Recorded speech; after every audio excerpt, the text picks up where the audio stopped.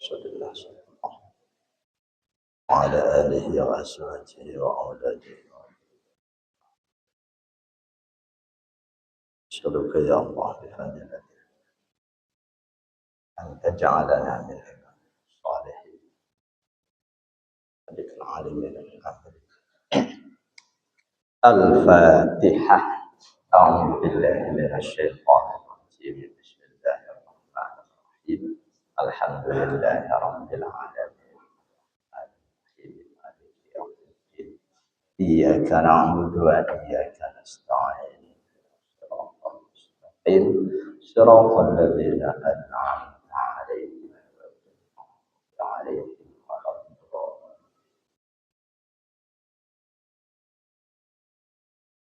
أعوذ بالله من الشيطان الرجيم. بسم الله الرحمن الرحيم. الحمد لله الذي أنعم على عباده المنة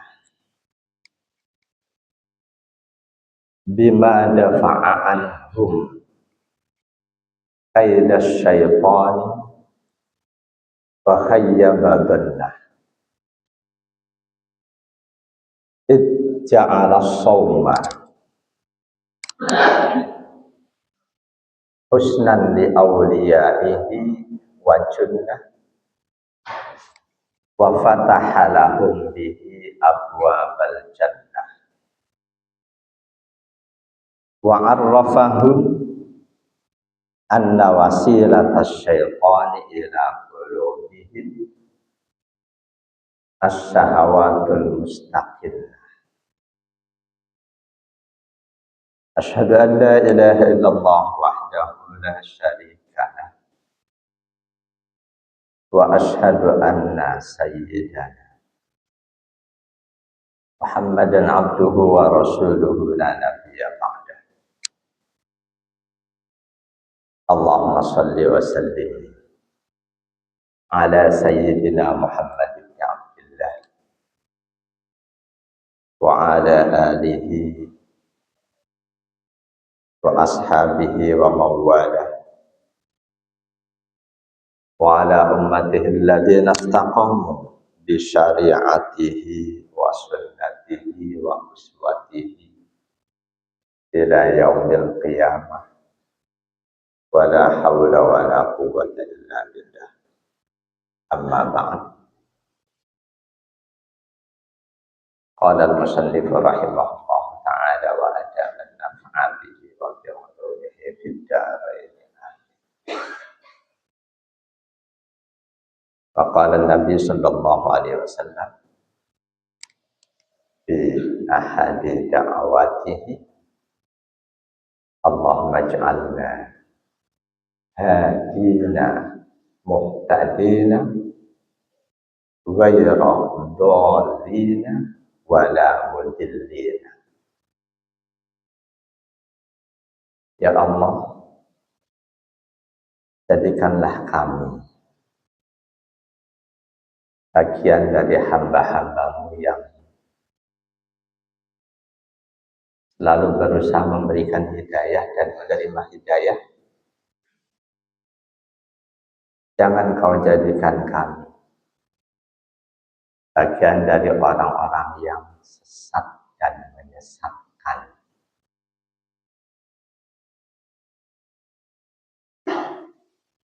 Memberi dan menerima hidayah sudah sama-sama kita ketahui. Lawan kata dari itu sesat dan menyesatkan.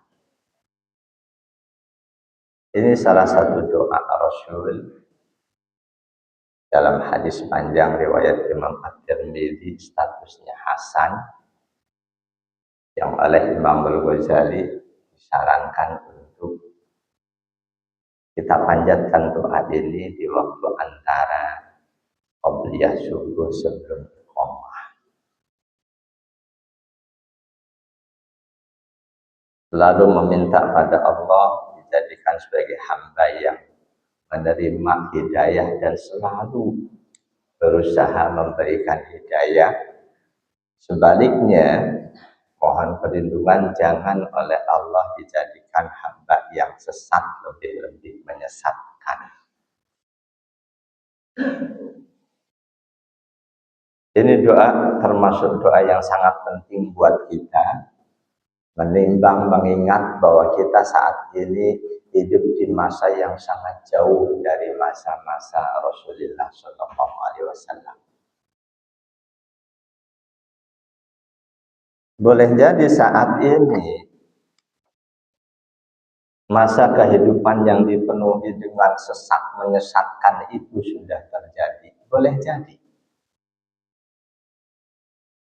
Di mana Rasulullah Shallallahu Alaihi Wasallam menegaskan masa-masa itu masa yang dipenuhi dengan ajaran-ajaran yang sesat, orang-orang yang berusaha menyesatkan orang lain. Oleh Rasul sudah disampaikan ketika para ulama alimin al-amilin sudah diwafatkan oleh Allah, maka saat itulah terjadi sesat menyesatkan. Kita berharap saat ini para ulama amilin alimin masih tersisa, belum semuanya diwafatkan oleh Allah. Walaupun mungkin mayoritas ulama-ulama yang seperti itu sudah tidak kita jumpai.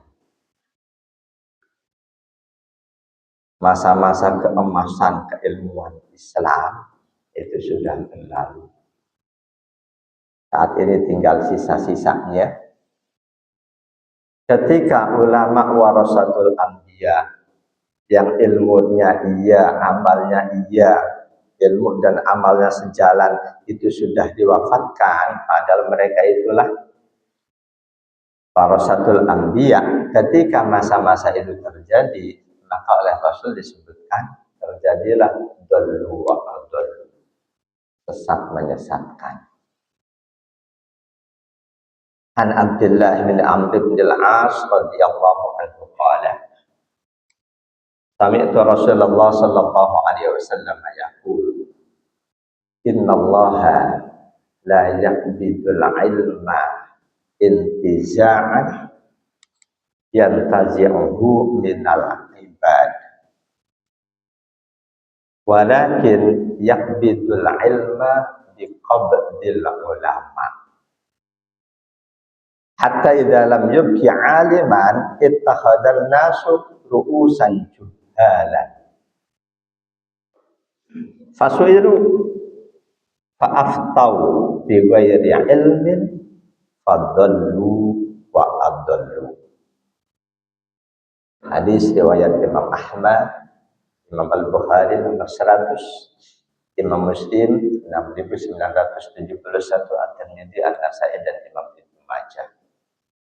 Dari sahabat Abdullah bin Amr bin As radhiyallahu anhu, beliau berkata, aku mendengar Rasulullah sallallahu alaihi wasallam bersabda, innallaha la yaqbidul ilma intiza'an minal ibad. Allah tidak akan mencabut ilmu begitu saja, spontan. Orang-orang yang berilmu tiba-tiba ilmunya hilang, musnah. Allah mencabut ilmu tidak spontan seperti itu dari tengah-tengah hamba-hambanya, walakin tetapi yaqbidul ilma biqabdil ulama. Allah mencabut ilmu dari kehidupan kita ini dengan diwafatkannya para ulama satu persatu. Saat ini yakin sulit kita menemukan seseorang yang hafal hadis sampai 100.000 hadis beserta sanadnya. Padahal dulu nggak cuma 100.000 hadis, 300.000 bahkan nyaris seluruh hadis banyak ulama yang hafal. Ada istilah untuk dulu, ada hafidul hadis, hujjatul hadis, al-hakimul hadis. Hafidul hadis sebutan untuk mereka yang hafal 100.000 hadis.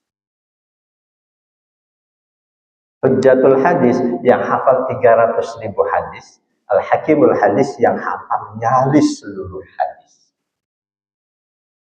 Saat ini Al-Hafidul hadis dengan kriteria itu sudah tidak kita temukan.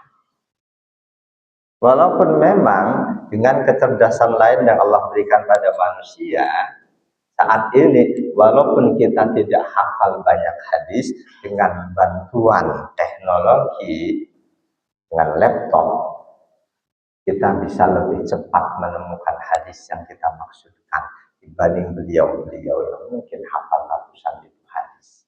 Cukup ketik kata kunci, tinggal cari, semua hadis akan muncul.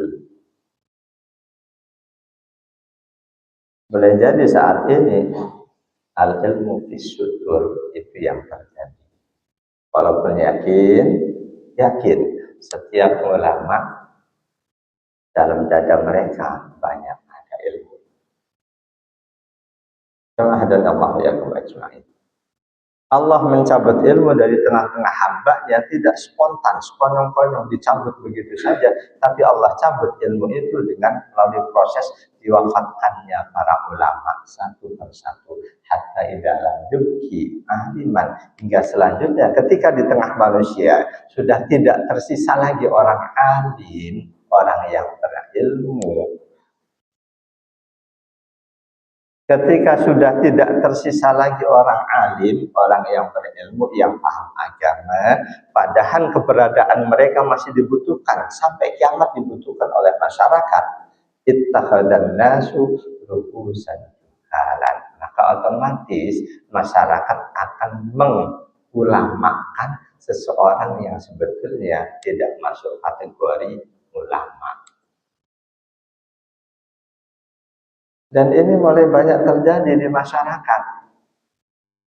Banyak masjid-masjid yang tokoh ulamanya sudah diwafatkan oleh Allah. Akhirnya mereka yang bukan ulama pun menggantikan posisi ulama yang sudah diwafatkan.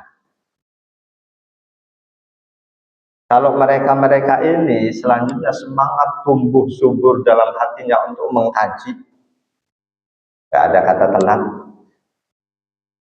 untuk kita melaksanakan perintah Allah. Kalau Allah kehendaki mereka yang baru ngaji pun bisa saja Allah memberikan ilmu lebih dibanding mereka yang sudah lama ngaji. Kalau mereka-mereka yang selanjutnya tanda kutip terpaksa menempati posisi yang ditinggalkan oleh ulama di masjidnya, di musholanya, lalu mereka semangat ngaji, itu lumayan. Kalau tidak, tangga saya sudah banyak masjid yang ulamanya sudah diwafatkan oleh Allah. Ketika itu terjadi, sudah tidak ada lagi ulama, orang-orang alim, pasti masyarakat karena tetap membutuhkan keberadaan ulama, mereka akan mengulamakan seseorang yang bukan ulama.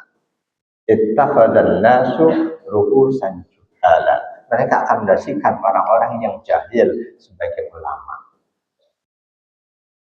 Selanjutnya, fasu'ilu, ada masalah, masyarakat tanya pada mereka, padahal mereka tidak berilmu atau tidak cukup ilmu. Akhirnya karena tuntutan fa'aftau, mereka ini akan memberikan jawaban dari pertanyaan yang diajukan kepada mereka.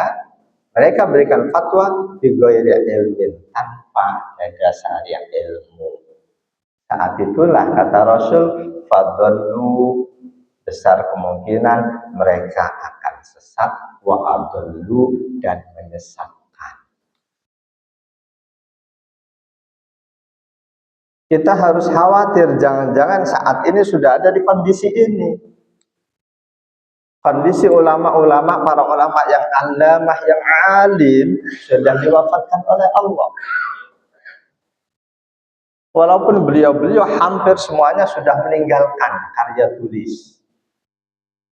Banyak masalah kehidupan yang sudah beliau berikan jawaban di situ. Tapi saat ini trennya kayaknya ustadz-ustadz malu kalau menjawab pertanyaan dengan merujuk dari jawaban yang sudah diberikan oleh para ulama sebelumnya.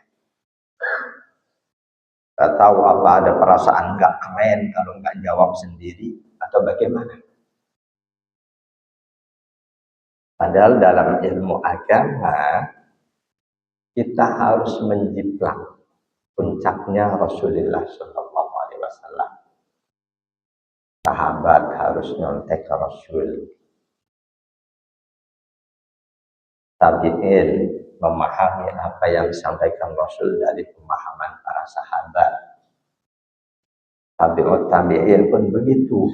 Istilahnya dalam agama, sanad mata rantai keilmuan sampai kepada Rasul itu merupakan tuntutan. Merupakan tuntutan. Ada ayat Quran yang mendasari itu, ada pula hadis Nabi. Jamaah dan Allah ayakum ajma'in. Jadi kondisi sesat menyesatkan akan terjadi ketika di tengah-tengah masyarakat sudah tidak ada lagi orang alim, orang yang paham agama, yang diakui oleh masyarakat kealimannya, yang dia rendah hati senang menukil pandangan para ulama sebelumnya.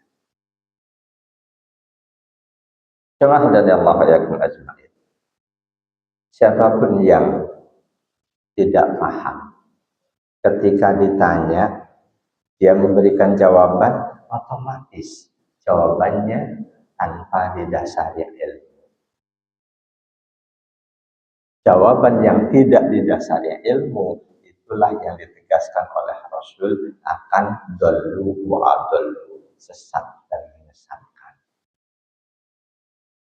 Sebaliknya orang yang menyadari bahwa dirinya tidak berilmu, tidak cukup ilmu, otomatis dia tidak akan langsung menjawab pertanyaan itu.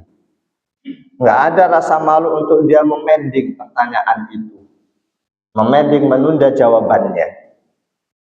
Ketika dia sadar ilmunya tidak cukup, dia sadar bahwa ulama terdahulu sudah memberikan jawaban, cuma dia lupa, dia harus merujuk lebih dulu.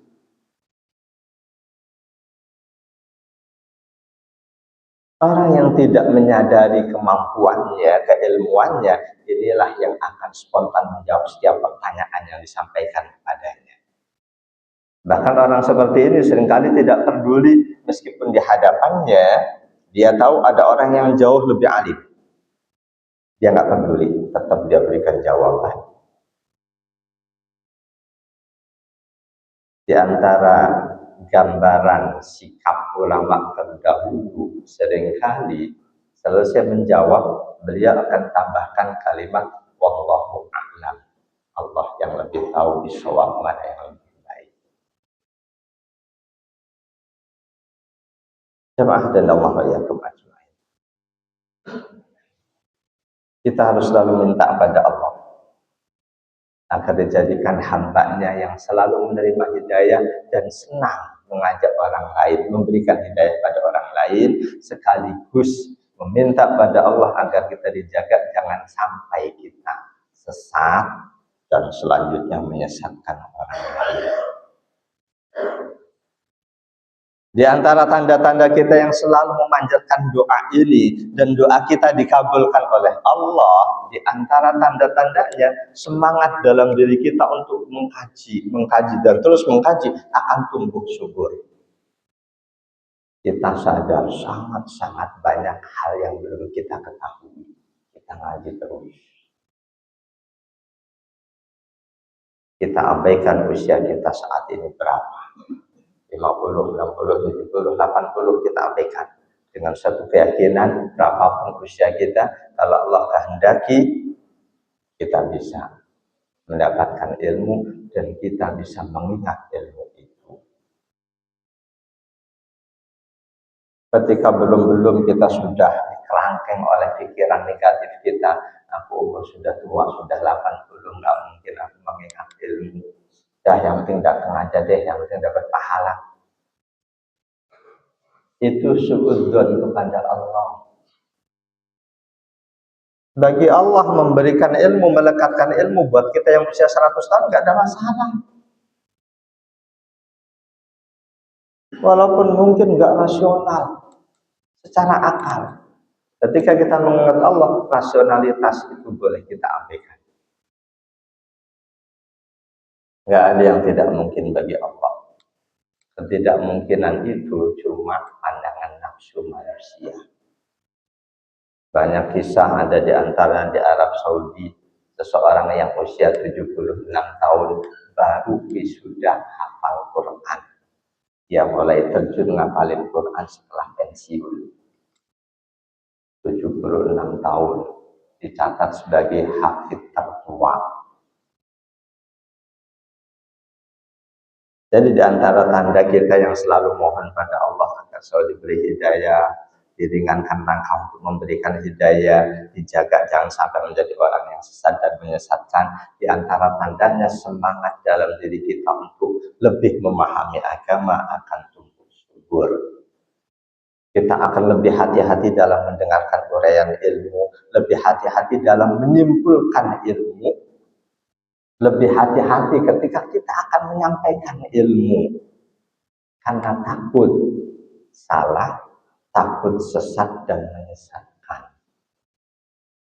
Jemaah dari Allah wa iyyakum ajma'in.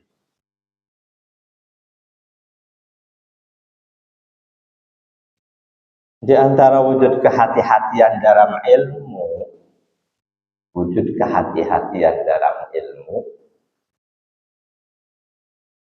kita harus berusaha memperbanyak sumber rujukan. Jangan merasa cukup cuma dengan satu guru, satu pola pemikiran, satu madhab. Kita harus serap ilmu dari madhab apapun. Jangan nutup diri, itu mau Ustadz anu, kelompok anu, aku nggak mau. Jangan. Siapa tahu di situ ada ilmu yang manfaat buat kita. Jangan pula memastikan kelompok anu pasti sesat, enggak. Kebenaran dan kesalahan bisa datang dari siapapun. Manusia tidak steril dari kesalahan. Dengan memperbanyak guru, memperbanyak rujukan, insya Allah kita akan lebih paham. Ketika kita tahu dari sana, kok ada perbedaan, Allah anugerahkan kita akal pikiran, kita bisa cerna. Boleh jadi kesimpulan yang itu berbeda dari yang ini, karena ada kaitannya dengan kehidupan masyarakatnya. Situasi kondisi yang melingkupinya sehingga kesimpulannya berbeda. Sangat boleh jadi. Ulama besar generasi tabi'in Muhammad bin Sirin radhiyallahu anhu, beliau sudah mewanti-wanti kita ketika kita akan ngaji, akan belajar agama, pertama harus selidiki, harus teliti siapa narasumber yang akan kita dengarkan kajiannya.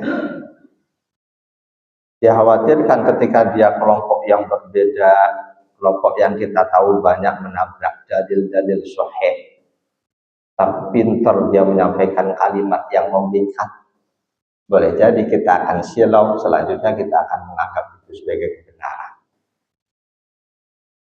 Jadi ketika ada penyampaian, ada kesimpulan yang kok menabrak dalil-dalil sahih, itu indikasi awal harus kita waspadai. Indikasi awal, bukan otomatis salah. Boleh jadi sebetulnya yang dia sampaikan berbeda dari hadis sahih, dalil sahih yang kita ketahui. Padahal ada dalil sahih yang lain yang dia jadikan dasar kesimpulan. Apa yang disampaikan oleh Muhammad bin Sirin radhiyallahu anhu ini ada dalam Sahih Muslim, bab yang kelima, nomor yang ke-26. Kata beliau, inna hadzal ilma dinun.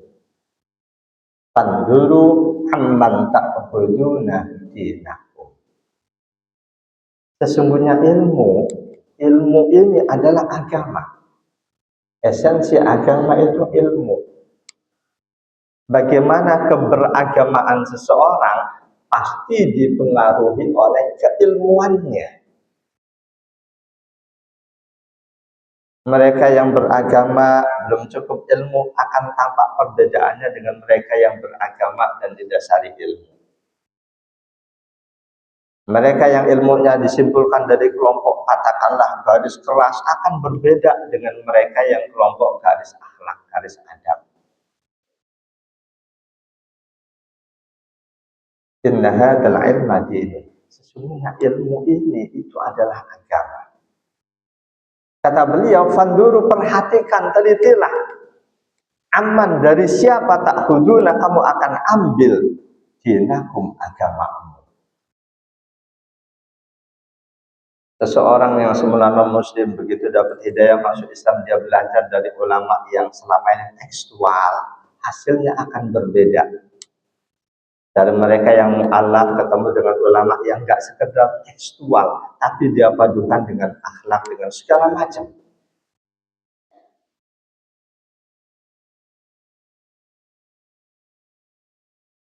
Keberagamaan seseorang sangat kental dipengaruhi oleh keilmuannya. Karena itu kata Muhammad bin Sirin, perhatikan, hati-hatilah dari siapa kamu mengambil agamamu, dari siapa kamu pelajari ilmu.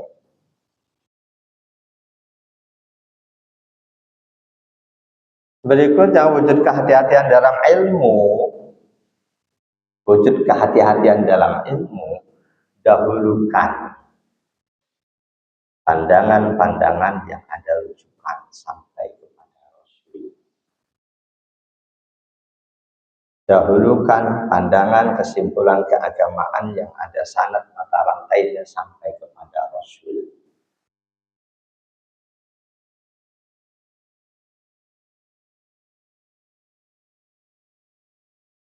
Dahulukan pandangan kesimpulan yang dirujukan pada ulama-ulama terdahulu, lebih-lebih kalangan salafus saleh. Di surah At-Taubah 122 tersiratkan perintah untuk pemahaman agama kita harus merujuk kepada Rasul secara berlantai. Tidak langsung abaikan para sahabat, kesimpulan penjelasan para sahabat dari hadis-hadis Rasul bagaimana, ini harus dirujuk. Bukan langsung merujuk ke hadis Rasul, bukan. A'udzu billahi minasyaitonir rajim. Wa ma kana al-mu'minuna liyanfiru kaffah. Falawla nafara min kulli firqatin minhum ta'ifatun liyatafaqahu fid din wa liyunziru qaumahum idza raja'u ilaihim la'allahum yahdharun. Ini artinya diturunkan oleh Allah dalam kondisi saat itu umat Islam, wirah mereka, semangat mereka untuk berangkat jihad lebih tinggi dibanding menuntut ilmu. Wa maka dal mu'minuna yang firu kafah, tidak semestinya orang-orang mukmin semuanya berangkat perang. Falaula nafara min kulli firqatin minhum ta'ifatun liyatafaqahu fid din. Hendaklah ada perwakilan dari masing-masing kelompok, masing-masing kabilah yang tidak berangkat perang, tapi tafaqquh fid din. Rasul tidak selalu berangkat perang. Selalu berada di sekeliling Rasul untuk mendapatkan pencerahan, mendapatkan ilmu dari Rasul. Sampai mereka faqih, sampai mereka paham. Nah, beberapa orang sahabat yang ngaji langsung kepada Rasul ini, waliyunziru qaumahum idza raja'u ilaihim, diperintahkan oleh Allah menyampaikan apa yang mereka dapat dari Rasul kepada orang-orang yang tidak sempat ngaji kepada Rasul. Tentu orang-orang yang tidak sempat ngaji kepada Rasul ini mendapatkan penjelasan dari sunnah Rasul, hadis Rasul dari para sahabat yang ngaji kepada Rasul. Mereka tidak langsung merujuk pada hadis Rasul. Ketika hadis yang mereka terima jelas, mereka sampaikan apa adanya. Ketika hadis itu butuh penjelasan, yakin mereka para sahabat yang ngaji langsung pada Rasul akan menjelaskan. Apalagi seseorang menyampaikan sesuatu kadang diiringi dengan bahasa tubuh. Bahasa tubuh itu seringkali menjadi penjelas dari apa yang dia sampaikan.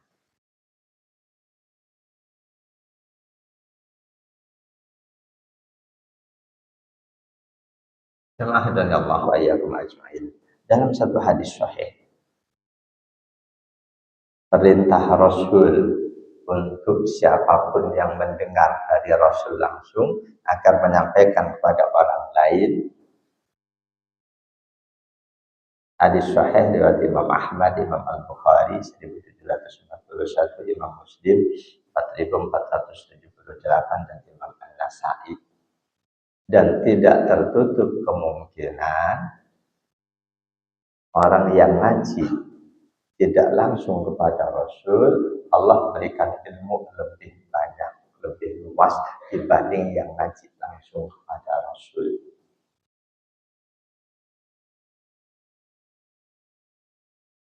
Sahabat-sahabat Nabi paling banyak hafal hadis 5.000. Sahabat Abu Hurairah 5.000 hadis.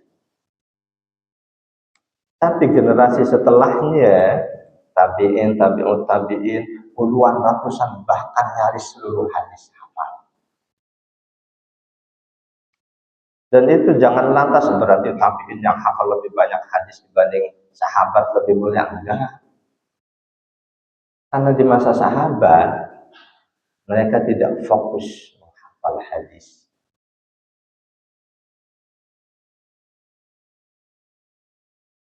An Abi Bakrah radhiyallahu anhu qala. Dari sahabat Abi Bakrah radhiyallahu anhu berkata, khatabana Nabi sallallahu alaihi wasallam yaumul nahari. Waktu itu Rasul menyampaikan khutbah di hadapan kami para sahabat pada hari Idul Adha. Beliau sampaikan panjang hadisnya. Langsung saya penggal, ambil yang bagian belakang. Ala hal ballagtu, Rasul sampaikan, wahai para sahabat, apakah misiku, risalahku sudah aku sampaikan pada kalian? Kalau para sahabat menjawab, na'am, betul ya Rasul. Kalau Rasul pun menegaskan, Allahumma syahad, ya Allah saksikan bahwa mereka sahabat-sahabatku menyatakan bahwa aku sudah menyampaikan misiku, dakwahku. Kalimat berikutnya, fal yuballighi syahidul ghaib. Kalian-kalian yang hadir saat ini yang mendengarkan langsung dariku harus menyampaikan kepada saudara kalian yang tidak hadir. Perintah mentransfer ilmu. Sebagian sahabat dapat dari Rasul, mereka diperintahkan menyampaikannya kepada yang lain. Lanjutan ucapan Rasul, farubbal muballagi aw amin asmin sami'in. Boleh jadi mereka yang tidak mendengar langsung dariku, mereka yang menerima dari sahabat itu bisa lebih paham dibanding kalian yang mendengar langsung dariku. Ini kalimat ini tidak menutup kemungkinan ulama 4 mazhab lebih alim, lebih paham agama dibanding para sahabat. Tidak tertutup kemungkinan dari tersirat dari ucapan Rasul ini. Farubba muballagin aw'a min sami'in. Boleh jadi orang yang menerima tidak secara langsung itu lebih paham, lebih menguasai dibanding yang mendengar langsung dari Rasul. Itu puncak keilmuan dalam Islam, bukan ada di kalangan sahabat. Walaupun kalau kita gunakan emosi, mana mungkin sahabat Nabi jauh lebih paham masalah Islam dibanding yang lain, dibanding tabi'in. Ini ucapan Rasul, hadis sahih Bukhari Muslim. Farubba muballagin aw'a min sami'in. Boleh jadi orang yang diterima, yang menerima tidak secara langsung, aw'a, lebih menampung, lebih menguasai ilmu dibanding yang mendengarkan langsung dari Rasul. Jemaah dari Allah ya ajmain. Jadi wujud kehati-hatian dalam ilmu yang berikutnya, setiap kali kita mendengarkan sesuatu, kesimpulan, jawaban, carilah jawaban-jawaban yang ada mata rantai, ada sanad, yang ternyata jawaban itu merujuk pada ulama-ulama sebelumnya. Jemaah dan Allah ya ajmain. Pentingnya sanad, mata rantai keilmuan, ditegaskan oleh salah seorang ulama tabi'in, Abdullah bin Al-Mubarak. Ada juga dalam Sahih Muslim nomor 32. Kata beliau, al-isnadu minad din, laulal isnadu laqala man syaa ma syaa. Sanad, mata rantai keilmuan dalam agama itu bagian dari ketentuan agama. Andaikan mata rantai sanad ini ditiadakan, maka siapapun orang yang merasa tahu, dia akan ngomong semaunya sendiri. Akan menyimpulkan ayat semaunya sendiri, menyimpulkan hadis semaunya sendiri. Ketika sanad ditiadakan, dengan kita mengikuti sanad, kita mau menyimpulkan ayat ini maksudnya apa? Kita buka ulama-ulama tafsir. Kesimpulan mereka rujukannya hadis mana? Kita tahu, oh ini ayat ini, kesimpulan ini didasarkan hadis ini. Jemaah dari Allah ya ajmain. Jadi kehati-hatian dalam ilmu untuk diri kita sendiri itu sangat perlu untuk menjaga jangan sampai kita salah, jangan sampai kita sesat. Lebih-lebih ketika posisi kita sebagai pengajar, mubalik, harus lebih hati-hati. Ketika kesimpulan kita salah dan itu yang kita sampaikan kepada masyarakat, maka apa yang disampaikan Rasul di hadis awal tadi, sesat menyesatkan, boleh jadi itu terjadi.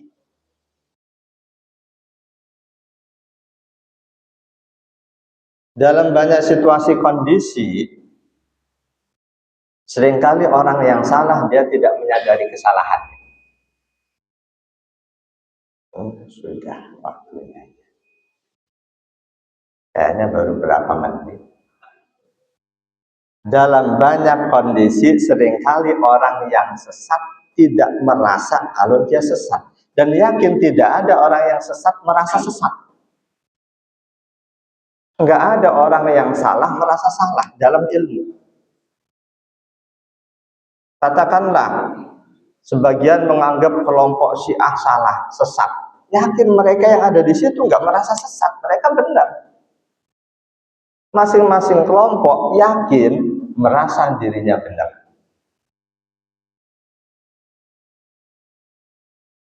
Ini yang harus menuntut kita, menjadikan kita untuk selanjutnya lebih hati-hati. Jangan puas cuma dengan satu pola pemikiran, satu madhab, satu guru, perbanyaklah guru. Tidak mungkin seseorang yang sesat sengaja menyesatkan orang lainnya, karena pasti dia tidak merasa itu. Nah, pertanyaannya, apa mungkin seseorang bisa menyesatkan orang lain? Padahal banyak ayat yang menegaskan yang bisa memberikan hidayah cuma Allah, yang menyesatkan juga cuma Allah. Siapapun yang oleh Allah diberi hidayah tidak akan bisa disesatkan oleh orang lain, oleh siapapun. Sebaliknya, siapapun yang ditakdirkan oleh Allah sesat tidak akan bisa diberikan hidayah oleh siapapun. Satu ayat ini, Az-Zumar ayat 37, 36, 37. A'udzubillahi minasyaitonir rajim. Alaysallahu bikafin 'abdah wa yukhawwifunaka billadina min dunihi wa may yudlilillahu fama lahu min had wa may yahdillahu fama lahu min mudil. Alaysallahu bi'azizin bintiqam. Alaysallahu bikafin 'abdah. Bukankah Allah sudah mencukupkan hambanya? Bukankah Allah yang menjaga hambanya Rasulullah Muhammad SAW? Wa yukhawwifunaka billadina min dunihi. Mereka, wahai Muhammad, menakut-nakuti kamu dengan Tuhan selain Allah. Menakut-nakuti kamu dengan Tuhan selain Allah. Wa may yudlilillah, siapa saja yang disesatkan oleh Allah, famalahu min had, tidak akan ada satupun yang bisa memberikan hidayah buat dia. Wa may yahdillah, sebaliknya siapa saja yang diberi hidayah oleh Allah, famalahu min mudil, tidak akan ada satupun yang bisa menyesatkan. Seseorang sekolah dari TK sampai perguruan tinggi di yayasan non-muslim bisa. Ketika Allah berikan dia hidayah, tidak akan dia sesat. Apakah bisa seseorang menyesatkan orang lain? Ini pertanyaan yang saya gantung untuk jawabannya nanti di pertemuan berikutnya. Wallahu a'lam bishawab. Silahkan.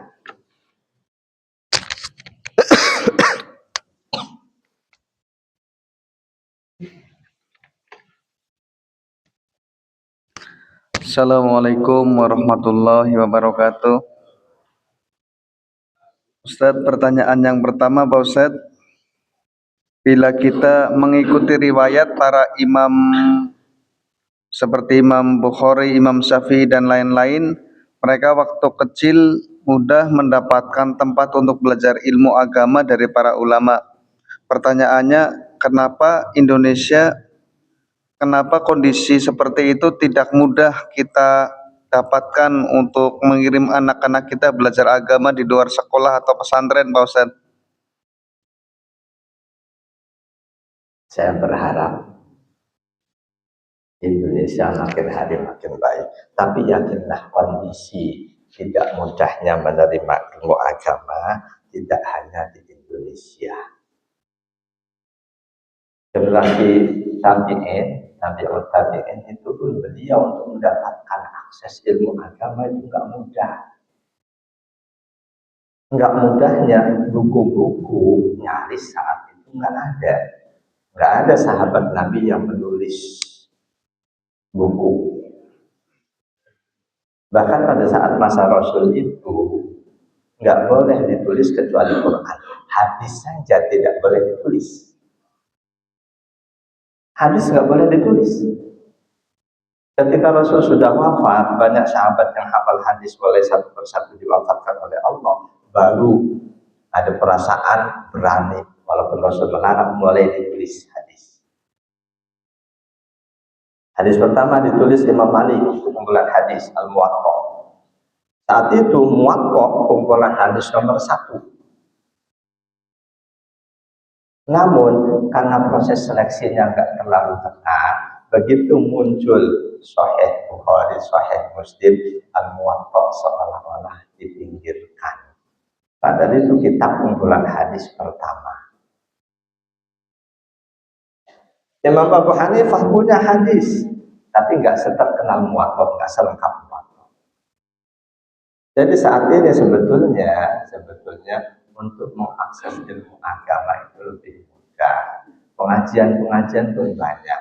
Hanya saja seringkali anak-anaknya yang nggak mau, boleh jadi nggak maunya karena kehidupan keberagamaan di rumah itu tidak dibiasakan sejak kecil. Banyak temannya anak-anak saya kalau tanya, lu mau lulus SD, saya tanya mau kemana, mau pesantren, enggak mau. Rata-rata enggak. Persentase yang mau pesantren kecil banget. Jadi sebetulnya tempat untuk memahami agama di negara kita saat ini sudah sangat mudah. Dari dulu lembaga pesantren itu sudah puluhan ratusan ribu. Cuma seringkali orang tuanya bahkan menganggap belajar agama itu mau bagaimana. Mungkin itu yang penggerak pesantren harus berpikir bagaimana santri begitu sudah belajar agama, sudah menyambut untuk memahami agama, mereka bisa eksis dalam kehidupannya tanpa harus menjual agamanya, bekali skill untuk menghadapi kehidupan. Jadi nggak sulit sebetulnya di negara kita, mudah, banyak tempat-tempat untuk paham agama. Tinggal kemauan kita untuk mendatanginya. Wallahu a'lam. Ya Ustadz, pertanyaan selanjutnya, Ustadz, apakah jihad itu hanya berperang melawan kaum kafir atau ada hal-hal lainnya? Ada jihad lugawi, ada jihad maknawi. Jihad maknawi dulu dia perang di medan perang menghadapi orang-orang kafir. Jihad lugawi sungguh-sungguh melaksanakan perintah Allah, itu sudah termasuk jihad. Bahkan masuk jihad yang paling afdol, termasuk jihad yang paling afdol, kita menasihati pemimpin zalim. Itu jihad paling afdol. Dalam hadis sahih riwayat di luar Bukhari Muslim.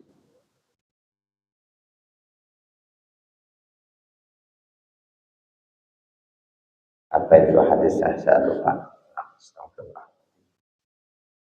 Inda sultanin jahir, kalimatul haqqin inda sultanin jahir. Jihad yang paling afdol adalah menyampaikan kalimat omongan yang benar kepada pemimpin yang nyeleweng, yang zalim. Jadi jihad nggak cuma menghadapi musuh di medan perang, kita bersungguh-sungguh melaksanakan perintah Allah, itu termasuk jihad. Kita berangkat ke masjid mati, kita mati syahid, karena itu termasuk jihad, dan lain sebagainya. Termasuk ada santri berangkat ke pesantren, di tengah jalan naudzubillah Allah takdirkan musibah meninggal, mati syahid. Asalkan niatnya betul-betul untuk melaksanakan perintah Allah. Nah, niat itu yang tahu cuma dia dan Allah. Seseorang berangkat ke masjid, mati syahid. Kita menghukumi dia mati syahid karena dia ke masjid. Tapi niatnya apa? Apakah ikhlas karena Allah? Ada unsur riya? Yang tahu cuma Allah. Kita cuma menghukumi dari sisi lahiriahnya. Dia berangkat ke masjid, mati syahid, sudah. Walaupun syahid ini dalam fikih berbeda dengan syahid mereka yang mati di medan perang. Wallahu a'lam. Ustadz, pertanyaan selanjutnya Ustadz, bagaimana kalau ada orang berbicara agama berdasarkan pemikirannya sendiri Ustadz? Itu yang seharusnya dihindari. Harusnya dihindari. Kalau kita mengetahui dia tidak pernah merujuk pada dalil-dalil Quran hadis, dalam memahami dalil itu pun dia tidak pernah merujuk pada ulama terdahulu kalangan sahabat tabi'in. Ulama yang seperti itu kalau kita mendengarkan kajiannya, boleh kita untuk nambah wawasan. Yang jelas nggak boleh menyimpulkan agama dengan kesimpulan sendiri. Man qala fil Qur'an bi ra'yin falyatabawwa maq'adahu minan nar. Itu di antara hadis ancamannya, barang siapa menyimpulkan menguraikan Al-Qur'an dengan pandangannya sendiri, bersiap-siaplah dia masuk ke neraka. Wallahu a'lam.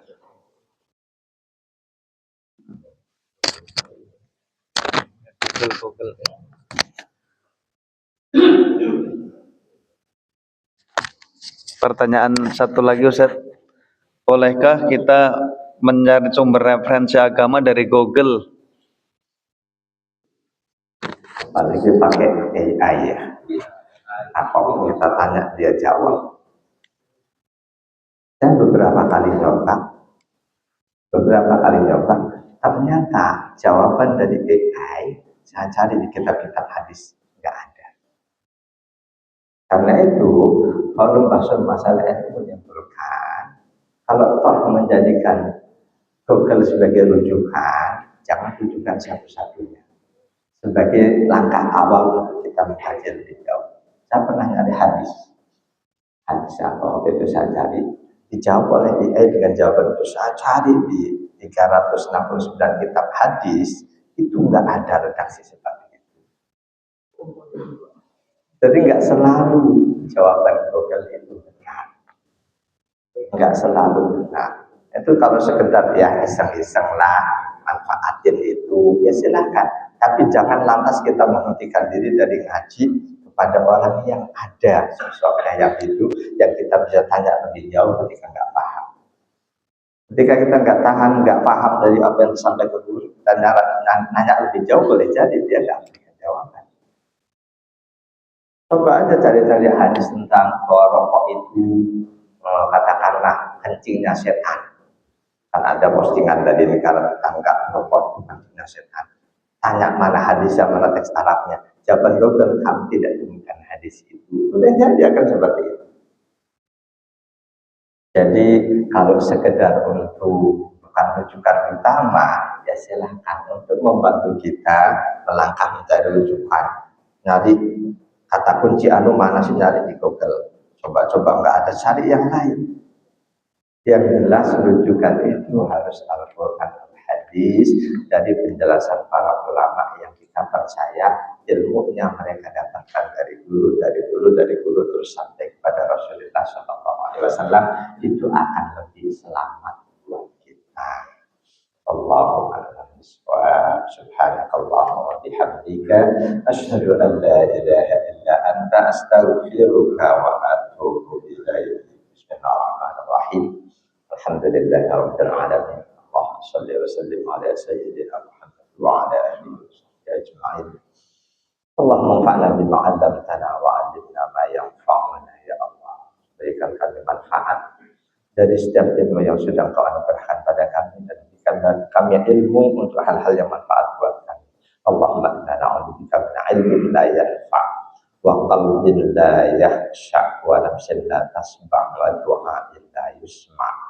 Ya Allah, kami mohon perlindungan kepadamu dari ilmu yang tidak manfaat, dari hati yang tidak bisa khusyuk, dari jiwa yang tidak pernah menerima, dan juga dari doa yang tidak Engkau kabulkan. Allahumma ja'alna hadina muhtadina ghairul dhalina wa la mudillin. Ya Allah, jadikanlah hamba dari hamba-hambamu yang selalu menerima hidayah dan memberikan hidayah pada orang lain. Jangan Kau jadikan kami bagian dari hamba-hambamu yang sesat dan menyesatkan. Rabbana atina fid dunya hasanah wa fil akhirati hasanah wa qina adzabannar. Walhamdulillahi rabbil alamin. Wassalamualaikum warahmatullahi wabarakatuh.